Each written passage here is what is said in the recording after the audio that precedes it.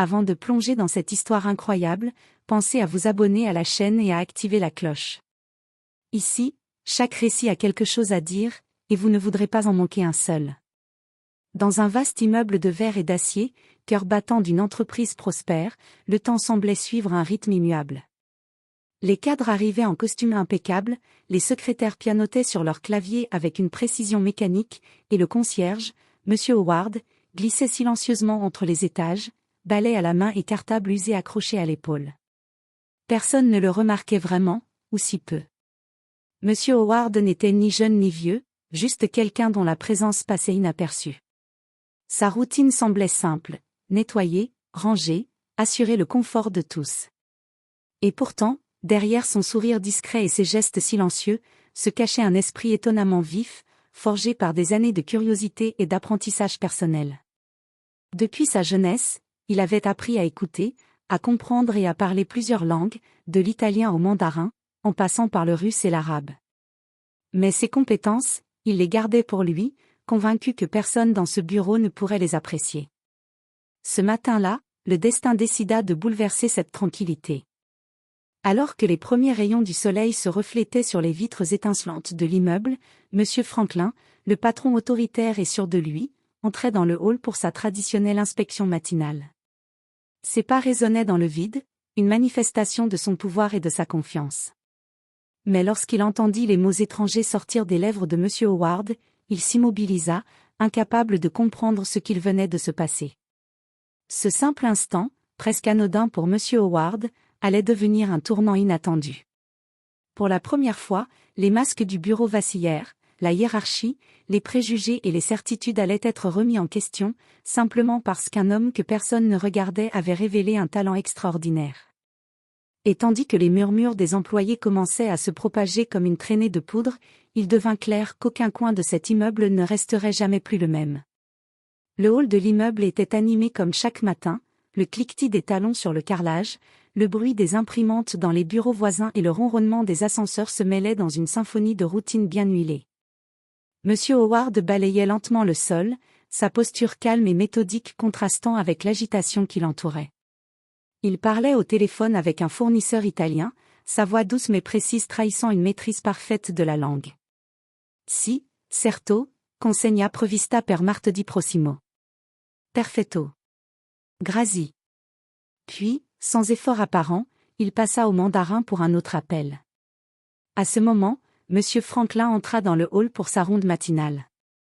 Patron autoritaire et très observateur, il avait l'habitude de scruter les moindres détails du bureau, mais jamais il n'avait prêté attention au concierge. Jusqu'à aujourd'hui. Il s'arrêta net, incrédule.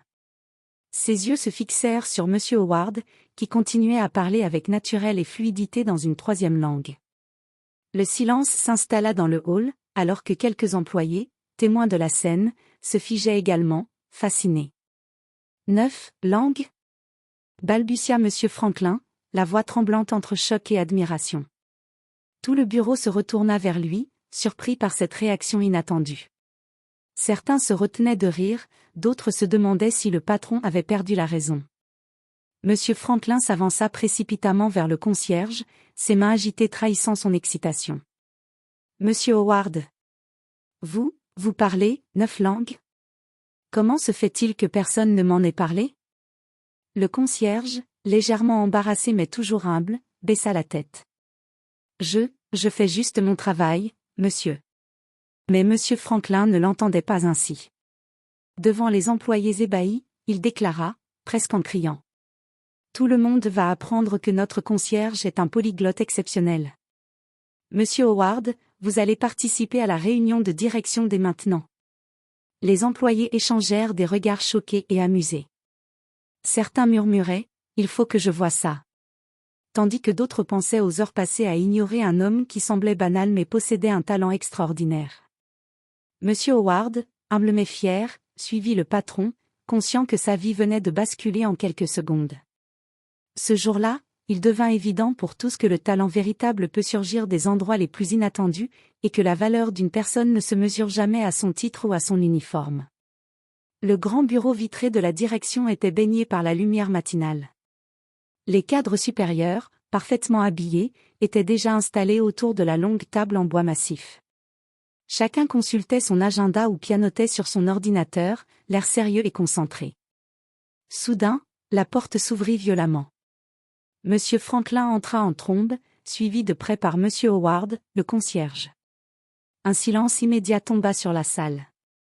Les cadres échangèrent des regards étonnés, ils n'avaient jamais vu leur patron aussi, bouleversé. « Mesdames et messieurs », s'exclama Franklin, frappant la table d'un geste théâtral, « vous ne croirez jamais ce que je viens de découvrir. » Tous levèrent les yeux, intrigués et légèrement méfiants. « Notre concierge, » continua Franklin en pointant du doigt Monsieur Howard, « parle 9 langues. » 9. Un murmure parcourut la salle. Certains cadres se mirent à chuchoter entre eux, incrédules. 9 langues, le concierge, demanda timidement Madame Collins, la directrice financière, les sourcils levés. C'est une blague? Ajouta Monsieur Bryant, directeur marketing, en jetant un regard dubitatif à son voisin.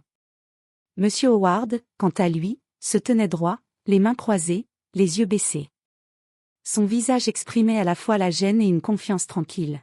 « Je peux vous le prouver », s'exclama Franklin, visiblement excité. Il se tourna vers Howard. « Monsieur Howard, dites quelque chose en italien, s'il vous plaît. » Sans hésiter, Monsieur Howard répondit avec fluidité. « Buongiorno, signor. Tutto procede secondo I piani. » Le silence régna quelques secondes, puis un murmure admiratif parcourut la salle. Franklin, en voyant l'effet produit, se leva et, dans un excès de zèle, cria. « Et maintenant, en russe ?» répondit calmement Howard. Les cadres étaient stupéfaits. Certains éclatèrent de rire nerveusement, d'autres applaudirent timidement. Franklin, quant à lui, était en extase totale. « Je vous l'avais dit !» cria-t-il, presque hors de souffle. « Vous allez tous reconnaître le talent incroyable de notre concierge. Nous allons organiser des formations, des présentations, il mérite une place dans ce bureau. » Monsieur Howard secoua légèrement la tête, souriant avec modestie. « Je ne cherche pas la reconnaissance, monsieur, je fais juste mon travail. » Mais le patron, emporté par son enthousiasme, ne l'écoutait déjà plus. Il commença à organiser des plans pour que chaque département puisse bénéficier des compétences linguistiques de Monsieur Howard, laissant les cadres abasourdis, certains amusés, d'autres un peu gênés par cette démonstration excessive. Ce jour-là, dans cette salle de réunion, tous comprirent une chose, parfois, le plus humble des employés peut révéler des talents qui bouleversent toute l'organisation, et qu'il ne faut jamais sous-estimer quelqu'un à cause de son apparence ou de son rôle. Le lendemain matin, le bureau était en effervescence. Les rumeurs sur les talents linguistiques de Monsieur Howard s'étaient propagées comme une traînée de poudre. Dans les couloirs, les employés chuchotaient, les regards curieux suivaient le concierge à chacun de ses déplacements. Même la cafétéria semblait plus animée que d'habitude. Mais ce qui était le plus surprenant, c'était l'attitude des cadres supérieurs. Au lieu de se concentrer sur leur travail, certains rivalisaient ouvertement pour attirer l'attention de Monsieur Howard. « Alors, Howard, vous parlez aussi le japonais ?» demanda Monsieur Bryant, le directeur marketing, en essayant de paraître désinvolte tout en ajustant sa cravate. Répondit calmement Howard, déclenchant un murmure admiratif. Madame Collins, la directrice financière, sentit l'urgence de ne pas être en reste. Elle s'approcha du concierge avec un sourire calculé. « Et le portugais, vous le maîtrisez aussi ?»« Sim, senhora », répondit Howard, ponctuant sa phrase d'un léger sourire. Les cadres autour étaient stupéfaits. Certains baissaient les yeux, gênés par leur propre ignorance, tandis que d'autres échangeaient des regards compétitifs, chacun cherchant à impressionner davantage le concierge. Franklin, quant à lui, se frottait les mains avec un enthousiasme presque enfantin. « Formidable !» s'écria-t-il. « Je veux que tout le monde apprenne de lui. Nous allons créer des sessions linguistiques, et Howard sera notre professeur attitré. » Le pauvre Howard, toujours humble, tenta de protester. « Monsieur Franklin, je ne veux pas enseigner, je fais juste mon travail. » Mais Franklin, emporté par sa propre admiration, ne l'écoutait plus. Il commença à expliquer à voix haute les plans pour les formations linguistiques obligatoires, à tous les cadres, certains rougissant d'embarras devant le spectacle. À ce moment, une rumeur encore plus surprenante circula dans le bureau. Certains employés affirmaient que Howard pouvait même comprendre des langues rares comme le swahili ou le finnois. Les cadres se lancèrent alors dans une véritable compétition pour voir qui pourrait obtenir l'attention du concierge ou montrer qu'ils étaient dignes de son enseignement. Les couloirs du bureau, habituellement calmes et ordonnés, se transformèrent en une scène de comédie. Des cadres pratiquaient des phrases étrangères à voix basse, se corrigeaient mutuellement, et tentaient même d'imiter l'accent du concierge pour attirer son regard. Tout le monde savait que ce n'était pas le concierge qui avait changé ce bureau, mais bien la réaction démesurée de M. Franklin, qui avait transformé un talent discret en une véritable obsession collective. Ce jour-là, une leçon supplémentaire se fit jour pour tous. L'admiration et le respect doivent être authentiques, car même les meilleures intentions peuvent tourner au ridicule si elles sont poussées à l'extrême. Ce matin-là, la cafétéria du bureau était particulièrement animée. Les employés, curieux, se pressaient pour voir M. Howard, tandis que les cadres, toujours en compétition pour attirer son attention, parlaient à voix basse dans toutes les langues possibles. Franklin, fidèle à lui-même, supervisait la scène avec un sourire triomphant, persuadé d'avoir transformé son bureau en temple du talent linguistique. Alors que M. Howard se dirigeait vers la machine à café, M. Bryant, le directeur marketing, tenta une approche audacieuse. « Howard, saviez-vous que je parle aussi un peu de russe ? Regardez. » Howard leva à peine les yeux, répondant poliment.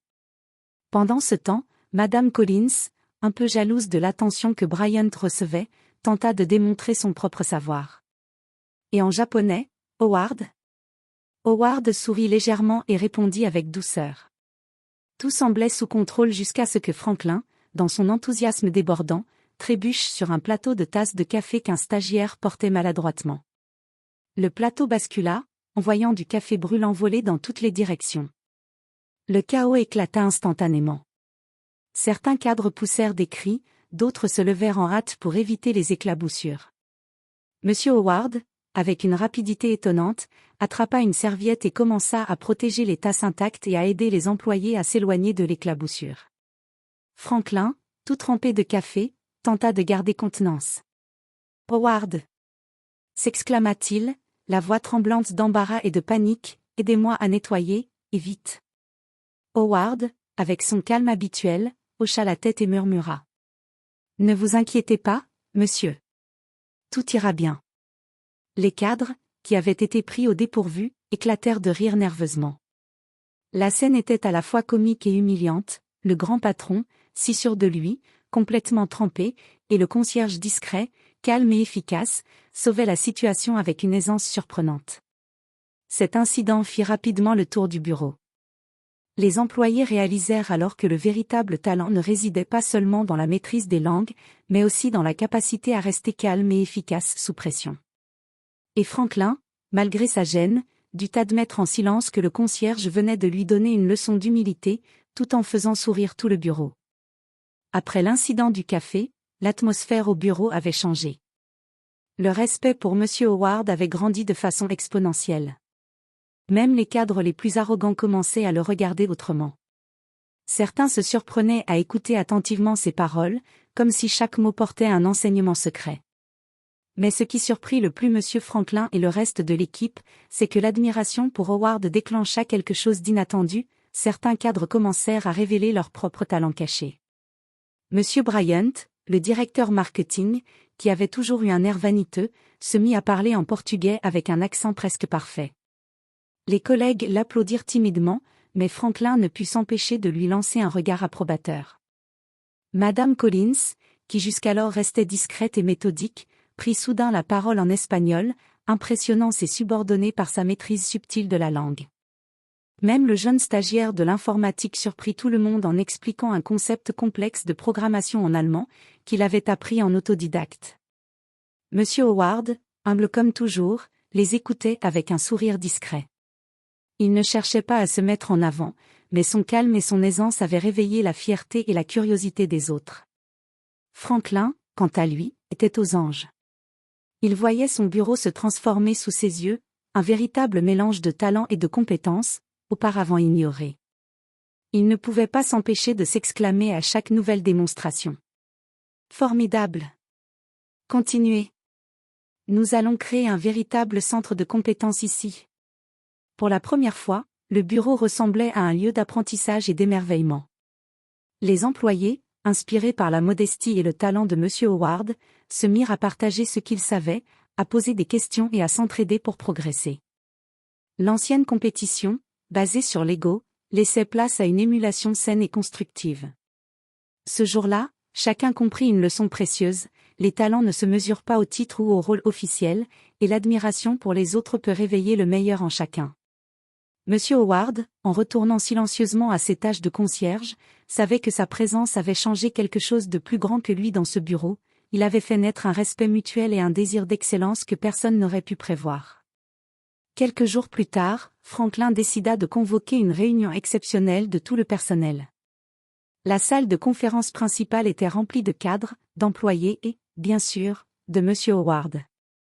L'atmosphère était électrique, tout le monde voulait voir ce que le patron allait encore inventer autour du talent du concierge. « Mesdames et messieurs » commença Franklin, les yeux brillants d'excitation, « nous avons découvert un trésor parmi nous. » Il fit un large geste vers M. Howard, qui se tenait humblement à côté de lui. Tous les regards convergèrent vers le concierge, qui, malgré le tumulte, restait calme et réservé. Howard est non seulement polyglotte, poursuivit Franklin, mais il possède également une mémoire phénoménale et une capacité à résoudre des problèmes complexes très rapidement. Les employés échangèrent des regards stupéfaits. Certains murmuraient: « Comment avons-nous pu ignorer cela pendant si longtemps ?» Franklin invita alors M. Howard à participer à une démonstration. On lui donna un dossier complexe de chiffres et de contrats à analyser. En quelques minutes, Howard avait identifié toutes les erreurs et optimisé plusieurs procédures. Les cadres présents étaient bouche bée. « Incroyable !» s'exclama Franklin. « Notre humble concierge vient de montrer des compétences que certains de nos meilleurs analystes n'ont jamais atteintes. » Mais le moment le plus surprenant fut lorsque Madame Collins, inspirée par Howard, osa proposer une idée novatrice pour améliorer la communication entre les départements. M. Bryant, en réponse, suggéra une méthode de marketing multilingue. Les idées fusaient, créant une véritable synergie. M. Howard, modeste comme toujours, se contenta de sourire et de répondre calmement aux questions. Il n'avait jamais cherché à être au centre de l'attention, mais son talent avait déclenché un effet boule de neige. Tout le bureau était désormais plus ouvert, plus créatif et plus collaboratif. Franklin, bien qu'ému par cette démonstration, réalisa aussi que la valeur d'une personne ne réside pas dans son titre ou son rôle, mais dans ses compétences et son humilité. Il comprit enfin qu'un véritable leader sait reconnaître le talent, où qu'il se trouve, et encourager les autres à briller. Ce jour-là, M. Howard n'était plus seulement le concierge discret de l'immeuble, il était devenu un symbole de respect, d'admiration et d'inspiration pour tout le personnel. Et, pour la première fois, chacun comprit que la vraie richesse d'une entreprise réside dans le potentiel humain, souvent caché là où on s'y attend le moins. Quelques semaines après la réunion exceptionnelle, le bureau semblait transformé. Les employés étaient plus motivés, les cadres plus attentifs et Franklin plus humble. Mais ce jour-là, un événement inattendu allait mettre à l'épreuve le calme et les compétences de M. Howard. Un client très important, connu pour son exigence et son impatience, arriva sans prévenir. Il était prévu pour une réunion de direction, mais personne ne savait qu'il serait accompagné de son traducteur personnel et d'un dossier complexe rédigé dans plusieurs langues. La situation devint rapidement chaotique, certains cadres tentaient de traduire à la hâte, d'autres s'arrachaient les cheveux devant les documents multilingues. Franklin, paniqué, se tourna instinctivement vers Howard. « Howard, vous devez nous aider. Ce client exige des réponses immédiates et précises. » Le concierge, sans montrer la moindre hésitation, prit les documents, examina les pages avec concentration et commença à traduire les passages complexes en anglais, tout en expliquant les subtilités culturelles et les nuances des différentes langues.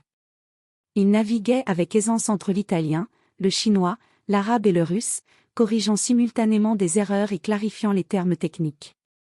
Les cadres présents étaient ébahis. Certains murmuraient « C'est incroyable, il gère tout comme si c'était simple. » Le client, qui avait initialement été impatient, regardait maintenant Howard avec admiration et étonnement. Grâce à lui, la réunion se déroula parfaitement, et même les points les plus délicats furent résolus avec précision. Après la réunion, Franklin, encore tremblant d'émotion, s'approcha de Howard. « Vous avez sauvé la journée, Howard, et notre crédibilité. Comment faites-vous pour rester si calme et concentré ?» Howard répondit avec son habituel sourire humble. « Je fais simplement mon travail, et je crois qu'il faut toujours écouter, observer et comprendre avant d'agir. » Cet incident laissa une impression durable dans le bureau. Tout le monde comprit que le talent véritable ne se mesure pas seulement par des compétences techniques, mais aussi par la patience, la maîtrise de soi et la capacité à gérer l'imprévu. À partir de ce jour, M. Howard n'était plus seulement admiré pour ses langues ou sa mémoire, il était respecté comme quelqu'un capable de transformer une situation de crise en succès, simplement grâce à son calme et à son intelligence discrète. Quelques jours après l'incident avec le client, Franklin décida que le bureau devait célébrer le talent de M. Howard. Mais fidèle à lui-même, il transforma la simple idée d'un petit geste en un événement extravagant. Le hall d'entrée fut décoré avec des ballons, des banderoles et un immense panneau où l'on pouvait lire « Bravo à M. Howard, le concierge polyglotte et héros du bureau ». Les employés se pressaient pour voir la scène, certains amusés, d'autres légèrement embarrassés par l'excès de mise en scène. Franklin, vêtu de son costume le plus flashy et tenant un micro, déclara : « Aujourd'hui, nous célébrons non seulement les talents linguistiques de notre cher Howard, mais aussi son calme, sa patience et son dévouement. » Monsieur Howard, comme toujours humble, baissa les yeux et murmura : « Je ne m'attendais pas à tout cela. » Mais Franklin, insensible à la modestie de son concierge, continua : « Nous allons organiser des démonstrations, des ateliers, et même un dîner officiel en son honneur. » Les employés, tout en souriant, commencèrent à partager des anecdotes sur la façon dont Howard avait résolu des problèmes, aidé discrètement des collègues ou impressionné des clients. Chaque histoire renforçait l'image d'un homme calme mais incroyablement talentueux. Puis vint le moment le plus comique. Franklin, dans son excitation, invita chaque cadre à prononcer une phrase dans une langue étrangère devant Howard. Certains trébuchaient sur les mots, d'autres inventaient des sons incohérents, provoquant des éclats de rire dans toute la salle. Même Franklin eut du mal à prononcer correctement le russe, ce qui déclencha un rire général. Howard, toujours souriant et discret, corrigeait poliment chacun avec douceur, transformant l'embarras des cadres en une leçon légère et amusante. La célébration devint rapidement un moment de cohésion et de bonne humeur, où la hiérarchie et les rivalités habituelles disparaissaient devant l'évidence. Chacun pouvait apprendre quelque chose de l'autre, même du concierge. À la fin de la journée, Franklin, épuisé mais ravi, déclara : « Howard, vous avez non seulement enrichi notre bureau de vos talents, mais vous avez aussi transformé nos cœurs et nos esprits. » Howard, avec sa modestie habituelle, se contenta d'un simple sourire. Il savait que ce n'était pas la reconnaissance excessive qui comptait, mais le respect réel et la façon dont chacun avait commencé à voir les autres différemment. Ce jour-là, le bureau comprit une leçon mémorable.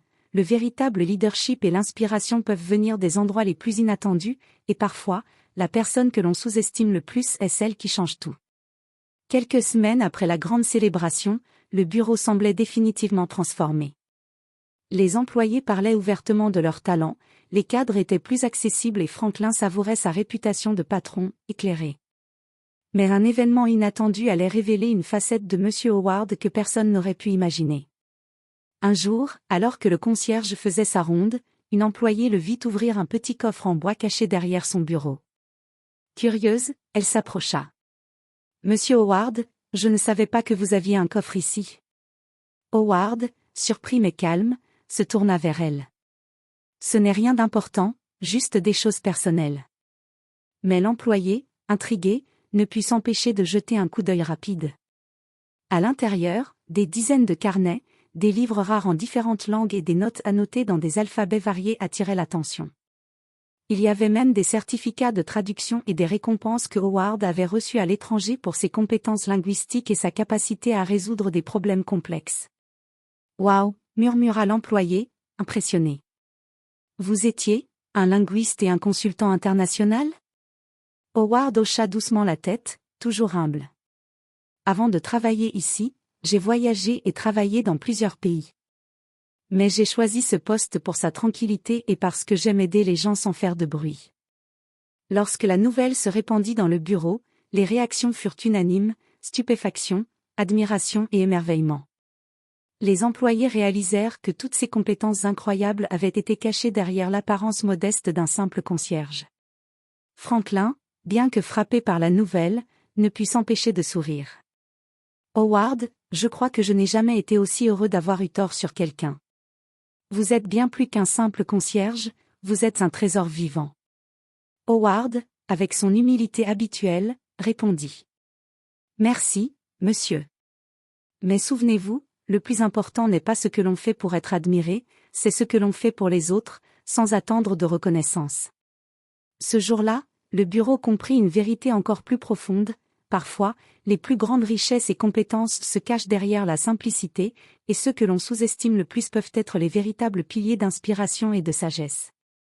Quelques jours après la révélation des talents cachés de M. Howard, Franklin décida d'organiser une cérémonie symbolique pour clore cette période extraordinaire.